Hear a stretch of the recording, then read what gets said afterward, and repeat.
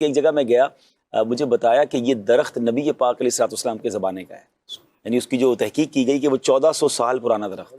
تو درخت ایسے بھی ہوتے ہیں جو ہزاروں سال چلتے ہیں، سینکڑوں سال چلتے ہیں۔ میں اور آپ نہیں رہیں گے، یہ درخت رہیں گے۔ اب دیکھیں نا، کبھی کبھی ہم ان گرمیوں میں دیکھ لیں، گاڑی والے دیکھتے ہیں یار کوئی چھاؤں مل جائے، کوئی درخت مل جائے، گاڑی پارک کر دیں۔ ہم گاڑی کے لیے درخت ڈھونڈتے ہیں، درخت لگاتے کیوں نہیں ہے؟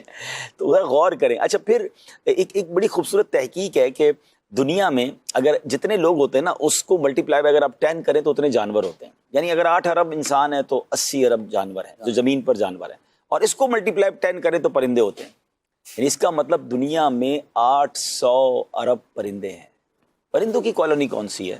پرندوں کے گھر کون سے ہیں؟ پرندے کہاں رہتے ہیں؟ کبھی سوچا آپ نے؟ پرندے کسی بلڈنگ میں نہیں رہتے، پرندے درختوں پہ رہتے ہیں۔ اور آپ سوچیں 800 ارب پرندوں کا گھر درخت ہے، یہ کالونی ہے ان کی، جتنے درخت ہوں گے۔ اچھا، اب آپ تھوڑا سا اس میں اگر آپ غور کریں، جب ہم چھوٹے تھے، جو 40s میں ہے نا، جن کی عمر 40s کے یا اس کے اوپر ہے، ہم جب چھوٹے تھے ہمارے گھر کے باہر کبھی کوئل آ کے بیٹھتی تھی، ہم نے تتلیاں دیکھی ہیں، ہم نے بڑے انجوائے کی ہیں پھولوں کو دیکھتے ہوئے، تتلیوں کو۔ اچھا، ہمارے گھر کے باہر کبھی کبوتر آ کے بیٹھتے تھے، کبھی پرندوں کی آوازیں صبح صبح آتی تھی، اسکول جاتے تھے تو درختوں سے ایک بڑی خوبصورت آوازیں آتی تھی۔ کچھ پرندوں کی تو آوازیں بڑی یونیک ہوتی تھی، ہمارے اسکول میں بھی درخت ہوتے تھے، ٹھیک ہے؟ اب کہاں ہیں وہ آوازیں؟ اب کہاں ہیں وہ پرندے؟ اب تو آپ کے بچوں سے تتلیاں، ان کو بٹر فلائی باغ میں جانا پڑتا ہے۔ یہ سب کہاں گئے؟ یہ غور کرنے والی بات ہے۔ شہر کراچی والوں سے میں بات کر رہا ہوں، ہو سکتا ہے گاؤں میں ابھی بھی نظر آتی ہوں۔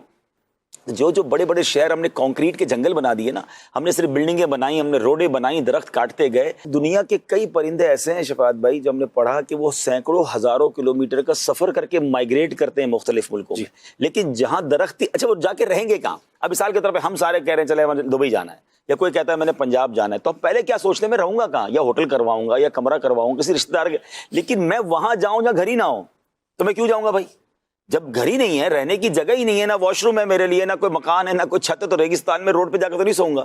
تو بندہ وہاں ٹریول ہی نہیں کرتا کہ جہاں گھر نہ ہو۔ تو اب جن شہروں میں گھر ہی نہیں ہے پرندوں کے، تو وہ پرندے کیوں آئیں گے ہمارے پاس؟ وہ اللہ کی مخلوق کیوں آئے گی؟ بلکہ میں نے ایک تحقیق پڑھی تھی، میں بھول گیا وہ کون سے جانور کی بات ہو رہی تھی، کہ کسی ملک میں کسی ایک جانور کو جو ہے نا وہ مارنے کا یا دور کرنے کا بنا، اور اس کے خلاف کوئی وہ کی گئی، تو پتہ چلا کہ وہ جب جانور ختم کیا گیا تو اس ملک میں اتنے حشرات الارض بڑھ گئے، اتنے کیڑے مکوڑے بڑھ گئے کہ بعد میں پتہ چلا کہ وہ جانور تو ان کو کھاتا تھا، ہم نے اس جانور کو ختم کیا تو یہ ہمارے لیے وبا کھڑی ہو گئی۔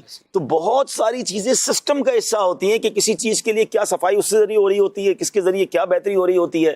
اللہ پاک کی یہ مخلوق ہے، جہاں سایہ دے رہے ہیں، جہاں پھل دے رہے ہیں، جہاں آکسیجن دے رہے ہیں، وہاں پرندوں کو گھر بھی درخت دے رہے ہیں۔